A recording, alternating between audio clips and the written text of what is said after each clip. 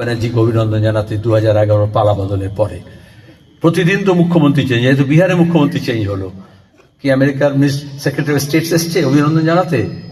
তাহলে এখানে কেন এলো? এই যে রেজিম চেঞ্জ বলে, কোথাও যুদ্ধ করে হয়, আর আমাদের এখানে পুরুলিয়ায় জ্যোতি বসু সরকারকে উৎখাত করার জন্য কোথাকার লাটাভিয়ার ক্রু, কোথাকার প্লেন অস্ত্র নিয়ে এসে ফেলেছিল না? কারণ ওরা বামপন্থীদেরকে উৎখাত করতে চাইছিল। ওরা বুঝেছিল বাংলার মাটি দুর্জয় খাঁটি, এই জন্য ওরা অনেক নানান কলা কুশল কসরত করেছে। মমতা ব্যানার্জিকে, তৃণমূলকে ওরা চাষ করেছে, দুর্গা সাজিয়েছে। মমতা ব্যানার্জি বলেছেন বিজেপিকে নিয়ে আসবো এবং তারপরে মহাজোট করে সিপিআইএমকে উৎখাত করব। তাহলে এখন যদি কেউ মনে করে তৃণমূল তৈরি হয়েছে বিজেপিকে উৎখাত করার জন্য, তা তো নয়। কংগ্রেস ভেঙে তৃণমূল তৈরি হয়েছিল সিপিআইএমকে উৎখাত করার জন্য। আর মমতা ব্যানার্জি বিজেপিকে তাড়ানোর জন্য দলটা তৈরি করেননি, বিজেপিকে নিয়ে এসেছেন। এটা স্পষ্ট রাখা উচিত। পৃথিবীর সব জায়গায় দক্ষিণপন্থীরা তাই করে, কিন্তু এটা ক্যামাফ্রেজ করে। আমি অতীতে যাব না, আপনারা সবাই জানেন।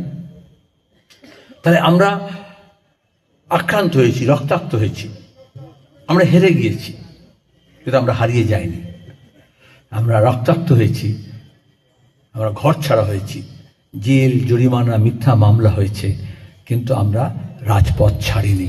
উনি বলেছেন লুকোপ্লাস্ট লাগিয়ে রাখো, উনি বলেছেন ঝান্ডা লাগাবে না, ফেস্টুন লাগাবে না, শহীদ বেদি থাকবে না, লেনে মূর্তি থাকবে না, স্ট্রাইক করতে পারবে না, ধর্মঘট করতে পারবে না, স্লোগান দিতে পারবে না। আমরা মুখে লুকোপ্লাস্ট লাগাইনি, আমরা লড়াইয়ের ময়দানে আছি এবং আমাদের এটাই শক্তি। এই আপনারা যারা আছেন তারাই শক্তি, সেই শক্তি নিয়ে আমরা লড়াই করছি। আমি দীর্ঘায়িত করব না, অনেকক্ষণ ধরে আপনারা শুনছেন, কিন্তু গত 1 বছর ধরে আমরা একদম মাস দিন তারিখ ধরে পরিকল্পিতভাবে প্রজেক্ট বেস এগিয়েছি। আজকে গোটা রাজ্য জুড়ে দেখবেন, আমি এমনি বলতে পারি, দেখবেন 21-এ 24-এ নির্বাচন, লোকে বলছে প্রার্থী খুব ভালো আছে, তারপর সবাই বলছে সব হলো কিন্তু ভোটটা হলো না। তাহলে আমাদের মননের মধ্যে, চিন্তার মধ্যে, ভাবনার মধ্যে এমন কিছু একটা করছে, মানুষকে একটা বাবলের মধ্যে ঢুকিয়ে দিয়েছে। ওই করোনার সময় হয়েছিল না, একটা বেলুনের মধ্যে ঢুকিয়ে দিয়েছে, বাইরে থেকে যাতে কোনো কিছু না ঢোকে। তাহলে আপনি সব করেছেন, সব করছেন, পোস্টাল মিটিং সব করছেন, লোকে কে সারা করবে আমি দেখছি। তখন ও বললো মোদি হ্যাঁ তো মুমকিন হ্যাঁ, এ বললো মমতা হ্যাঁ তো মুমকিন হ্যাঁ। এটা বাইনারি টেলিভিশন চ্যানেলে, একদিকে বিজেপি, একদিকে তৃণমূল, মাঝখানে কিছু নেই। যেমন ভারত বনাম নিউজিল্যান্ড, যেমন ভারত বনাম পাকিস্তান, যেমন মোহনবাগান বনাম ইস্ট বেঙ্গল, ওরকম বিজেপি বনাম তৃণমূল, তাই তো? শুভেন্দু বনাম মমতা, মোদি বনাম মমতা, এই তো করে গেছে। তাহলে আমরা ঠিক করলাম, যাদেরকে তুমি বলছো দূরবীন দিয়ে দেখা যায় না, তোমাদের চোখে আঙুল দিয়ে সিপিএম এর অস্তিত্ব দেখাবো।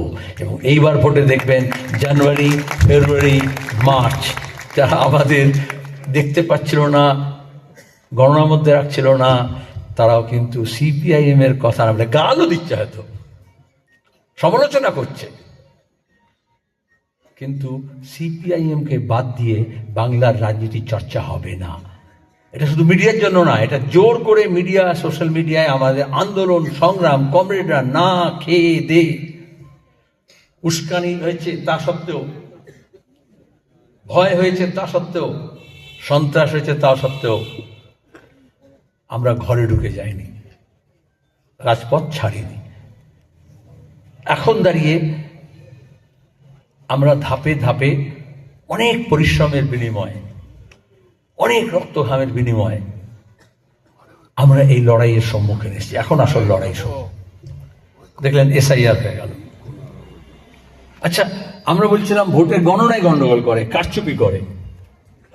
আমি সহজ কথায় বলতে পারি, এই যে দক্ষিণপন্থার উত্থান হলো, গণতন্ত্রকে হত্যা করলো, লড়াইটা তো গণতন্ত্রের জন্য। 77 সালে যখন জরুরি অবস্থার বিরুদ্ধে আমরা লড়েছিলাম, আধা ফাঁসিবাদী সন্ত্রাসের বিরুদ্ধে লড়েছিলাম, এই সব এলাকা সাক্ষী আছে। আমরা কি বলেছিলাম? নতুন প্রজন্মের জানা উচিত, গণতন্ত্রের সম্প্রসারণ করব। কেন বলেছিলাম? কারণ গণতন্ত্র সংকুচিত হয়েছিল। তারপরে পঞ্চায়েত, তারপরে পুরসভা, বামফ্রন্ট সরকার আসার পরে আমরা গণতন্ত্রীকরণ করলাম। ছাত্র সংসদ, কলেজ, বিশ্ববিদ্যালয় পরিচালনা করা, কোঅপারেটিভ করা, এই সব কাজ হচ্ছে নির্বাচিত প্রতিনিধি হবে, বিকেন্দ্রীকরণ হবে। জ্যোতি বসু বলেছিলেন না, রাইটার্স থেকে নয়, তাই এটা ছিল মানুষের হাতে ক্ষমতা দেওয়া, ক্ষমতায়ন। আজকে গণতন্ত্রের সংকোচন হয়েছে, মানে মানুষের ক্ষমতা কেড়ে নেওয়া হয়েছে, আপনার সিদ্ধান্ত নেওয়ার ক্ষমতা কেড়ে নেওয়া হয়েছে। কোনো নির্বাচন হয়, ছাত্র সংসদে হয়, ক্লাব, শিক্ষা প্রতিষ্ঠান, খেলাধুলো, সব কিছু দখল করেছে, মন্দির মসজিদ কমিটিগুলো দখল করে নিয়েছে। তাহলে আমাদের এই যখন গণতন্ত্রের সম্প্রসারণের কথা বলছি, এটা শুধু আমাদের জন্য, সিপিএম এর জন্য, সবার জন্য, গোটা রাজ্যের জন্য, গোটা দেশের জন্য। এটা একটা বড় লড়াই। আমরা কি বললাম, এই লড়াইটা আমরা একা লড়ব না। তাহলে সিপিএমকে মজবুত করব, তার সঙ্গে আমরা বাম ফ্রন্টকে আরো সুসংহত করব, দরকার হলে আসনগুলো আবার পুনর্বিন্যাস করব, এবং তার উপর দাঁড়িয়ে আরো বেশি বাম ঐক্যকে প্রসারিত করব। যারা বাম ফ্রন্টের অন্তর্ভুক্ত নয়, যারা হয়তো অতীতে আমাদের বিরুদ্ধাচরণ করেছে, গতকাল পর্যন্ত করেছে, এখনো করতে পারে, ভবিষ্যতে করতে পারে, কিন্তু 40 বছর ধরে আমাদের এই রাজ্যে এবং এই দেশে একটা লোকচক্ষুর আড়ালে একটা সংঘর্ষ হয়েছে। হিন্দিতে বলে বৈচারিক সংঘর্ষ, মতাদর্শগত লড়াই। কি?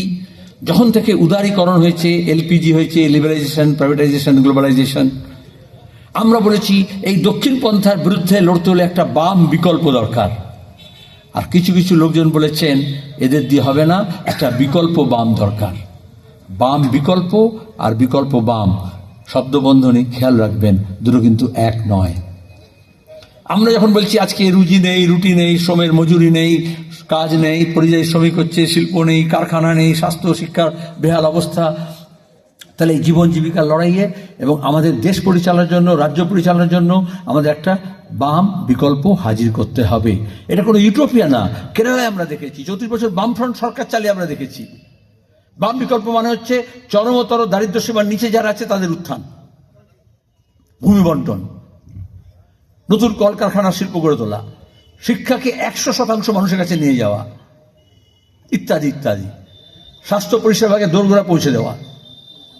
তাহলে এই যে কাজ, পরিবেশটাকে রক্ষা করা, কিছু লোক বললো না না এই যে সিপিএমকে দিয়ে হবে না, এই যে শূন্য এসব বলে, এগুলো হচ্ছে ওই বড় পরিকল্পনার অংশ। তারা বলল যে একটা বিকল্প বাম তৈরি করতে হবে।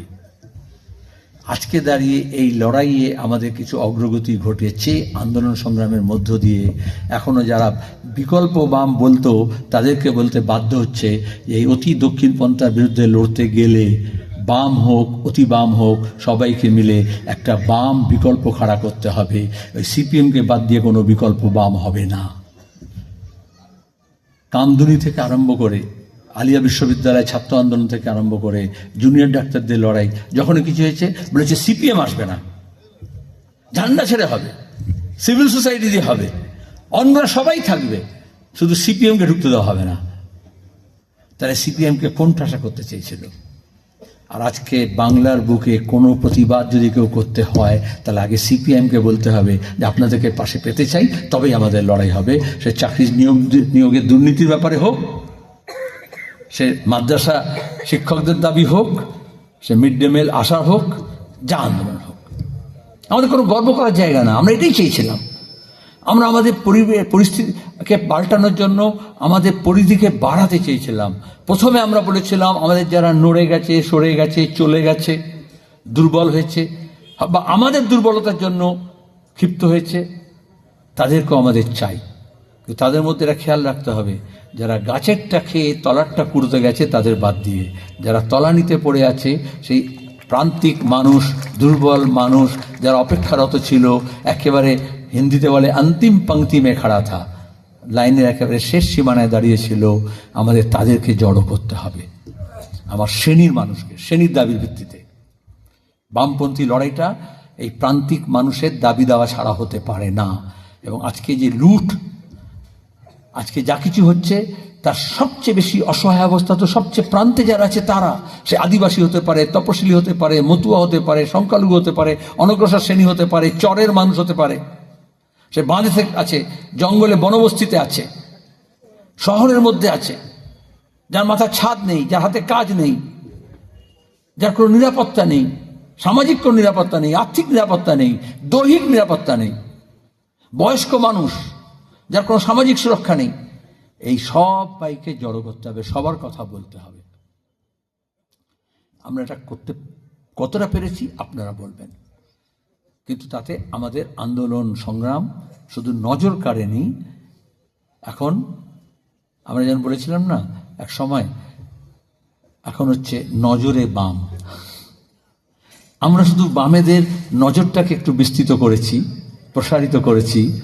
ওই যে বললাম না, কেউ বাম ছাড়া ভাবতে পারে না, সিপিএম ছাড়া। তাহলে এখন সবার নজরে বাম আছে। এখন হাঁচলে কাশলে, আমি একটা কলা খেলে কলার খোসা ফেলতে গেলেও সেটা নিয়ে হচ্ছে আলোচনা হচ্ছে। এটা কিন্তু ইচ্ছে করে ওরা বলে দেখুন আপনাদের খবর দিচ্ছে না, ঠিকই খবর দিচ্ছি। আরে বাবা, আমরা যে লড়াই করছি, আন্দোলন করছি, সংগ্রাম করছি, সেটার খবর দে। তাহলে এটা বুঝতে পারছেন? তাহলে এই যে প্রসারিত বাহুতে আমাদের বিস্তার ঘটিয়ে আমরা সব বামকে এক জায়গায় নিয়ে আসতে চাইছি। কঠিন, কিন্তু আনতে হবে। তাছাড়াও বিজেপি এবং তৃণমূলের বিরুদ্ধে যারা অবস্থান স্পষ্ট করবে তাদেরকে আমাদের সঙ্গে নিতে হবে। আমরা এই জন্য বলেছিলাম, এই যে কংগ্রেস দল বললো না না আমরা 294 লড়বো, আমরা একটু দেখি তৃণমূলের কাছ থেকে কটা আসন পাওয়া যায়, কি করে আমাদের কয়েকটা নেতা এমএলএ হতে পারে, তারা সিদ্ধান্ত তারা নেবে। এআইসিসি কি করবে? কেরালে লড়বে সিপিআইএম এর বিরুদ্ধে, ওটা হচ্ছে তাদের মুখ্য লক্ষ্য। আমরা কংগ্রেসকে বলেছিলাম বিজেপি এবং তৃণমূলের বিরুদ্ধে লড়ো, ওরা মনে করলো না আমাদের প্রধান লক্ষ্য হচ্ছে সিপিআইএম কে লড়তে হবে কেরালে। আমাদের কুছ পরোয়া নেই। এই নৌকাপাড়াতে আমরা গতবার কংগ্রেস প্রার্থীকে সমর্থন করেছিলাম, দুবার। যাই হোক, হ্যাঁ ঠিক আছে, জানি আমি সব রেকর্ডের মধ্যে যাচ্ছি না, ভাঙা রেকর্ড বাজাতে চাইছি না। ওদের বলল এআইসিসি ঠিক করবে, পিসিসি ঠিক করবে। আমরা বললাম পাড়ায় মহল্লায় গ্রামে বুথে ব্লকে যে কংগ্রেস কর্মীরা আছে তাদের সঙ্গে আমরা যোগাযোগ করব, যে দেখো আমরা বিজেপি তৃণমূলের বিরুদ্ধে লড়ছিলাম, আমরা সেই জায়গায় আছি, তোমাদের নেতারা সেই জায়গায় দাঁড়িয়ে নেই, তোমরা ঠিক করো কোন জায়গায় থাকবে। একজন দুজন হলে তাকে সঙ্গে নিতে হবে, কারণ লড়াইটা এখনো জারি আছে। আমরা লড়াই মাঝপথে ফেলে রেখে যেতে পারি না। আমরা রাজ্য সম্মেলনের পরে বললাম সমস্ত অঞ্চলে বুথ কমিটি, বুথ টিম তৈরি করতে হবে 3 মাস সময়। আমরা বিধানসভা ভিত্তিক 294টা আসনে আমাদের প্রস্তুতি নিতে হবে। আমরা বুঝতে পারছিলাম, কারণ এই যে আমরা বিস্তারিত করতে চাইছি, তা অনেকে আমাদেরকে সংকুচিত করতে চাইছে। তারপরে এসআইআর এলো। আমরা প্রথম দিন থেকে বললাম এটা অন্যায় হচ্ছে, ঘোরতর অন্যায় হচ্ছে। সবার আগে আমরাই গেলাম, একেবারে ছট পুজোর ছুটি ছিল, তার মধ্যেই আমরা বামপন্থী দলগুলোকে নিয়ে বললাম, দুর্গাপূজার প্যাকেজ চলছিল। কিন্তু তারপরে দাঁড়িয়েও আমাদের কমরেডরা বুথে বুথে ভোটার লিস্ট নিয়ে তারা হচ্ছে ভোটাধিকার রক্ষার জন্য সামিল হলেন। তাতে ভালো হলো, যারা বুথ করেছিলেন আরো ভালো করে করলেন, যারা ভেবেছেন ও স্টেজে মেরে দেবো পরে করব, তারা একটু বিপাকে বললেন, কিন্তু সব বুথে একটু নড়াচড়া আরম্ভ হলো। আমরা দ্রুত এসআইআর এর মধ্যেই বাংলা বাঁচাও যাত্রা করলাম। আপনাদের এই জেলায় কামারহাটি দিকে শেষ হলো, জেলার বিস্তীর্ণ অঞ্চল আমরা কভার করলাম। এবং তারপরেও বিভিন্ন জেলায় আসলে আমাদের শেকড়ে যাওয়ার সন্ধান ছিল, রুটে, এবং সে কাজটা আমরা করলাম। কতটা করলাম আপনারা বলতে পারবেন। কিন্তু বাংলা বাঁচাও যাত্রায় পরে আমাদের ঠিক ছিল যে আমরা, মানুষ ঘুম মেরে গেছেন, ভয় আছে, সন্ত্রাস আছে, মানুষকে কথা বলাতে হবে। আমরা কিছু পরিকল্পনা করেছিলাম, দ্রুত পরিকল্পনা পাল্টালাম। বাংলা ভাষার যাত্রায় গিয়ে যখন বললাম বৈঠক সভা করতে হবে, রাত্রে গিয়ে যেখানে আমরা থাকছি কথা বলবো, আমরা সবাই গেলাম গ্রামের দিকে, তখন দেখলাম মানুষ মুখিয়ে আছেন কথা বলার জন্য, চায়ের দোকানে, রাস্তায় ঘাটে। যেই বাংলায় 10-15 বছর ধরে একটা কথা বললে, পরিচিত লোকের সঙ্গে কথা বললেও সে ডান দিক বাঁ দিক দেখতো কেউ শুনছে কিনা। একটা মিছিল করলে ওই থানার পুলিশ সিভিককে পাঠিয়ে দিত, ছবি তুলছে, আর আমাদের কমরেডরা বলতো ওই দেখুন ছবি তুলছে, মানে কেস দেবে, তাই তো।